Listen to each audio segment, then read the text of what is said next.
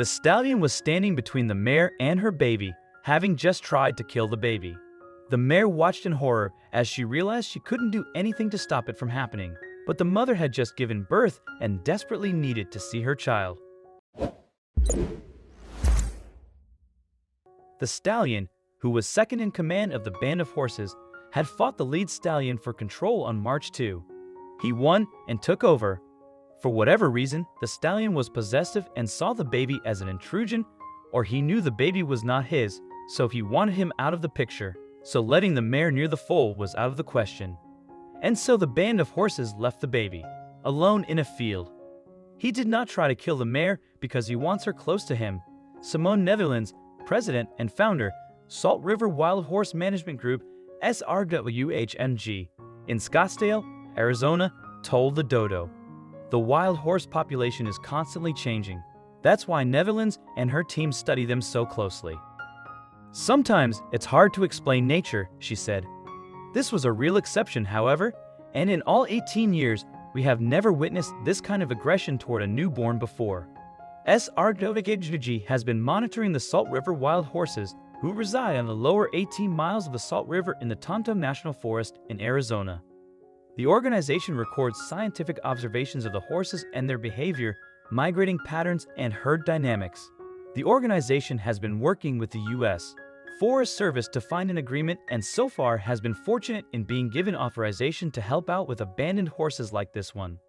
We always have 10 volunteers around the river, Netherlands said. When something happens, we immediately go to the area.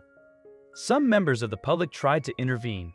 They literally stepped in between the baby and the stallion, Netherlands said.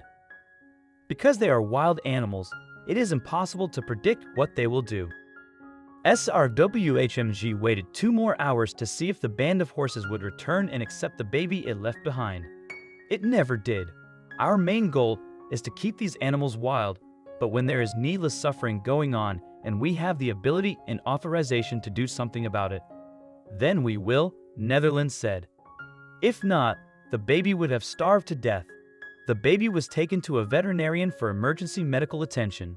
Although his injuries were minor, he received an IV, and he needed plasma and colostrum, the first milk made by mares to feed their foals, which is critical for survival. Also, if you've not done so already, please subscribe to our channel and click that notification bell to get inspired by these animal stories every day. Now, back to the story. The rescue team called all over town in the middle of the night to find colostrum, which finally was found for the baby they named Roscoe.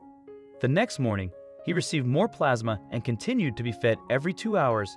Roscoe is now safe at an affiliate rescue where he continues to receive round-the-clock feeding and care. Instead of bottle feeding, the vet said Roscoe should learn to drink out of a bucket, and he did well. But because Roscoe had no mother, Netherlands and her team searched for a nurse mare while feeding him the baby formula. The search finally led to a mare who recently lost her baby. They are leasing the mare, named April, from a private owner and hope to negotiate to keep her. Now we have to teach little Roscoe to drink out of a baby bottle again, Netherlands said. He does not see the mare at all as a food source. We had to completely retrain him. He did not know what nipples were. It literally took 3 to 4 days to suckle from her, and she didn't accept him right away. We had to watch her and had to teach him. Roscoe is so used to humans that he doesn't see April as his mother.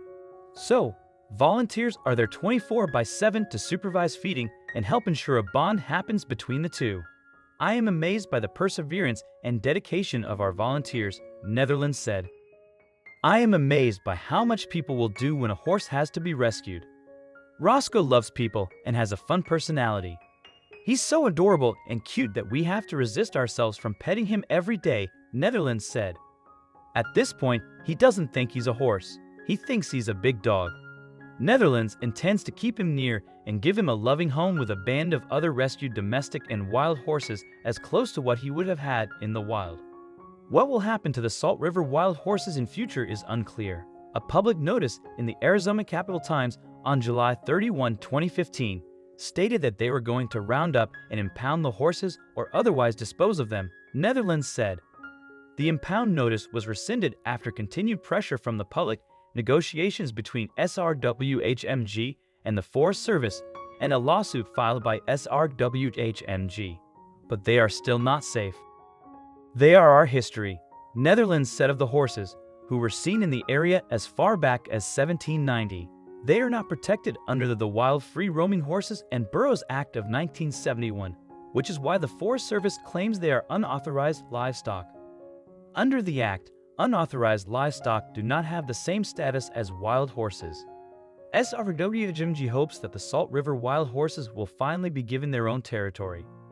A group is working with the U.S. Forest Service to allow their horses to remain where they are. Our goal is to work together through a memorandum of understanding to humanely manage the horses, Netherlands said. I hope you like this video. Please share, subscribe to our channel. Also press the bell icon to never miss the video from our channel. Thank you.